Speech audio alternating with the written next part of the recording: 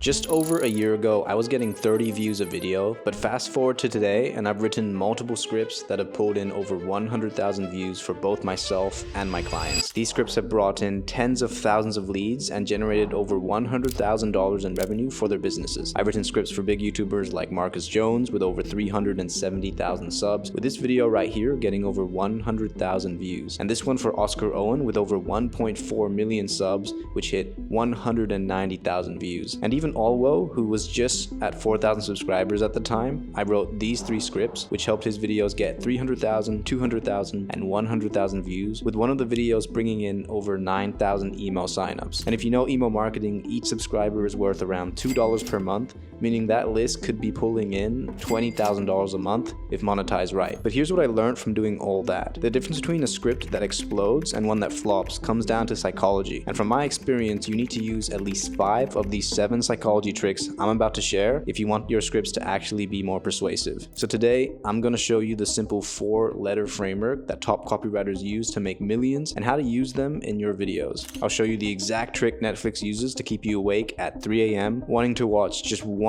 more episode, and a sneaky method that makes viewers feel like you're reading their mind. But why do I need to learn all of these tricks? Well, you don't have to, but if you don't use these mind tricks, you're competing with creators who do, and they're going to keep stealing your viewers. But if you stick around until the end of this video, you'll have 7 proven tricks to make your scripts almost impossible to click away from. But if we're going to talk about how to keep someone watching, we need to talk about how it's like selling a product.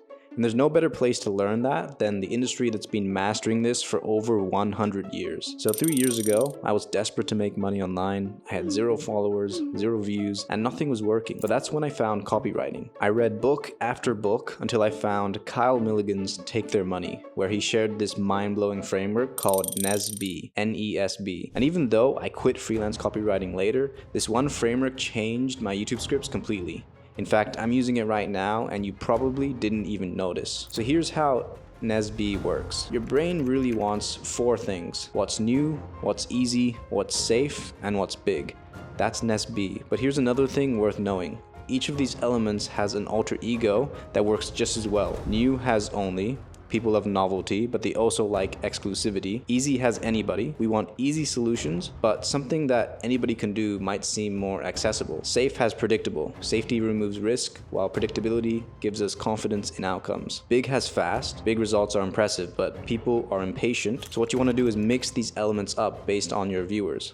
Sometimes they want what's new and exciting, other times they want what's proven and special. But let me show you NESB in action. Let's take a look at this video from Elizabeth Phillips. You're Not Forgetful, My System for Memorizing Everything. This title is amazing because it hits all 4 NESB parts. First, it leans towards only. By calling it My System, she's implying it's exclusive to her, not just another generic approach anybody could teach you. She's pretty much offering something you can't get anywhere else. It's easy. The word system does a lot of work here. When someone says they have a system, it means they've done all the hard work. All you need to do is follow it. It's also a good example of predictable. When she calls this a system for memorizing everything, she's saying it's basically a structured approach with a repeatable outcome. And it's big. She's not helping you memorize some things or memorize better. She's offering a system for memorizing everything. That's as big as it gets. But here's the thing. You don't just use NESB or the other alter egos in your titles.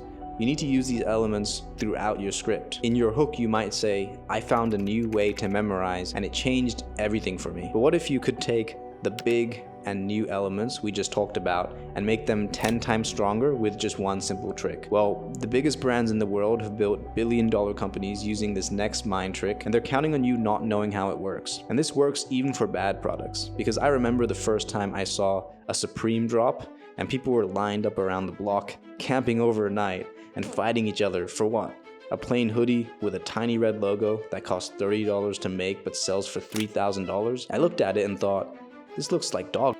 Why are people buying this crap? But then I realized something interesting. These people weren't buying the hoodie because it was good quality. They weren't even buying it because it looked good. They were buying it because they might get the chance to never buy it again. And that's the power of scarcity and urgency. It can make even the most basic product seem super valuable just by making it harder to get. And Supreme mastered this with their limited drops, and suddenly that ordinary hoodie became something people really wanted. But to really use this in your script, you need to understand the difference. Scarcity means limited supply, while urgency means limited time. They're different mind tricks, but they work great together. For example, scarcity sounds like this: only the first 100 people who comment will get access, while urgency sounds like this bonus is only available for the next 48 hours. But one of my favorite methods is using subtle language patterns like "it's not for everyone," and this makes people wonder if they're in the group that qualifies. So try framing your content in a way that suggests it's selective. Say something like this: "This method is only for those who are ready to take action now," or "I don't know if you're the right fit for this strategy, but," and this subtly makes viewers feel like they could miss out on a special opportunity without you ever having to use cheesy act now language. But here's where most creators mess up. They use fake scarcity. They say things like "last chance," but then offer the same deal next week. And your viewers aren't stupid, they'll notice this. Instead, you have to use real scarcity, and that can only be done by offering something truly limited, by capping spots, only taking a set number of clients, or offering special bonuses that really do disappear. But I'll let you in on a secret. The world's best marketers know that scarcity is useless without this next mind trick, and you're already using it every day without realizing it. In fact, you probably used it in the last hour. I learned this lesson in the most random way because last year I was walking around Chiang Mai really hungry after filming content all day, so I checked Google Maps and I see 2 restaurants right next to each other. The first one had 5 perfect 5-star reviews, which sounds great, but right next door was another place with over 500 reviews and a 4.7 star rating. Now logically, that first restaurant with the perfect score should be better, but I didn't even think twice. I walked straight into the one with 500 reviews, and that's when it hit me. I just experienced something called social proof in action. And that's the third mind trick. See, our brains are wired to follow the crowd.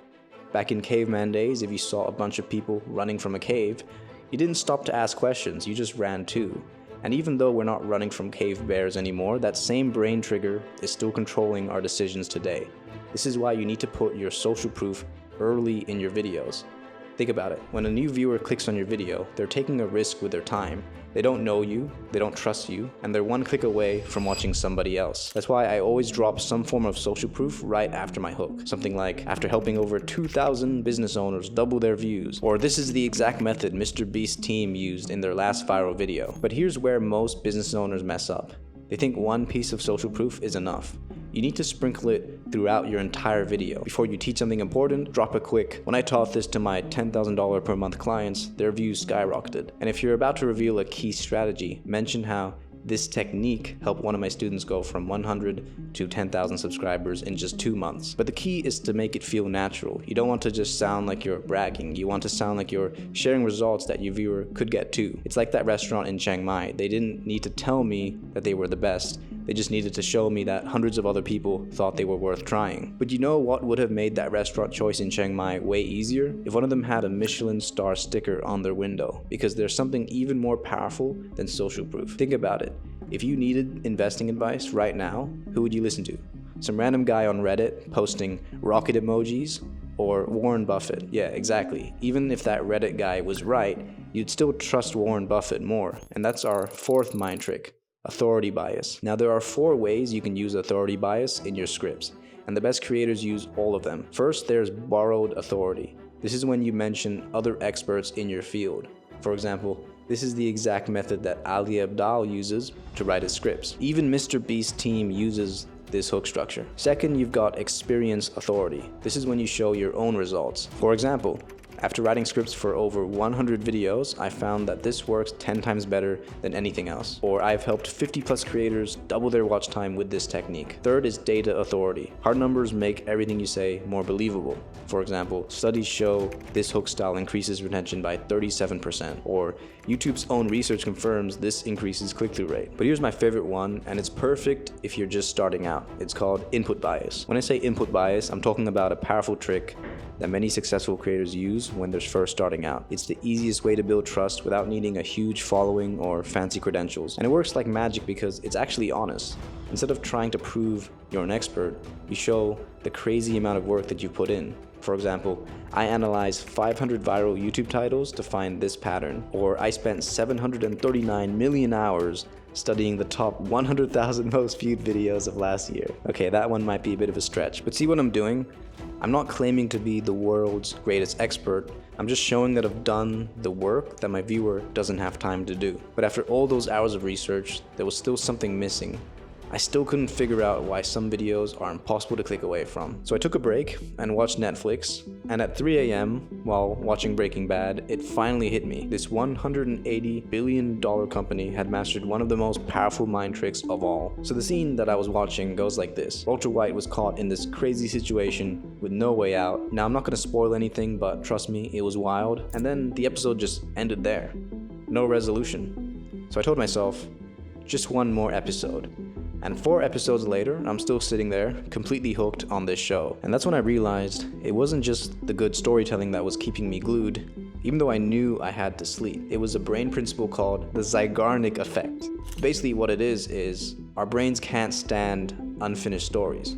We need closure, we need to know what happens next, and the best YouTube scripts use this same principle. So how do you use this in your videos? You need what's called curiosity loops. Little hooks that make people need to know what's coming next. And you need a new one every 30 to 60 seconds. So what I actually do now is label these in my scripts. I'll show you how this looks in practice with a full example taken from my video called I mastered YouTube script writing in 7 days. So here's a snippet of a section where I was talking about a client who didn't even give me a review after I finished a script for him. So I got the first script done and I'm feeling good.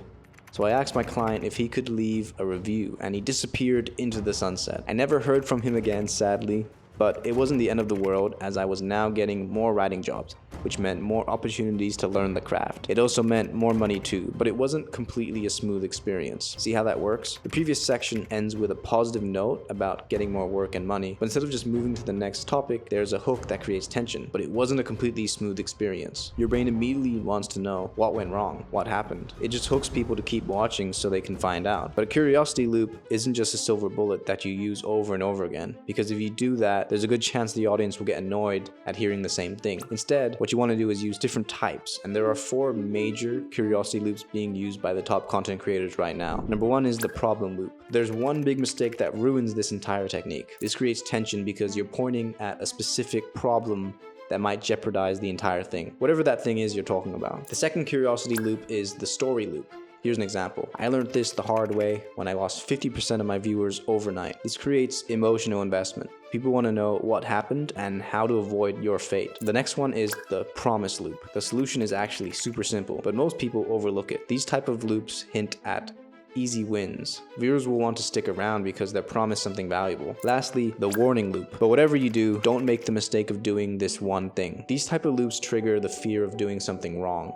And fear is a powerful device that you can use to keep people tuned into your video. People are actually more motivated by fear than the pursuit of pleasure, so by tapping into fear and some sort of problem that could emerge, it's an awesome way to keep people hooked. Now these 4 curiosity loops are great, but none of it will matter if you don't do this one thing: deliver on the payoff. If you tease something big but then give a meh payoff, the viewers will likely feel tricked, and there goes your credibility. So make sure you keep that in mind, because each one should make you want to know what comes next. And just like watching Breaking Bad, your viewers will keep telling themselves, just one more minute. But coming up with these hooks isn't easy. Trust me, I used to spend hours staring at a blank document, trying to figure out the perfect hook for each part of my videos. That was until I cracked the code and made a ChatGPT prompt that almost writes these hooks for me. Look, I could keep this prompt to myself, but remember what I said about scarcity earlier?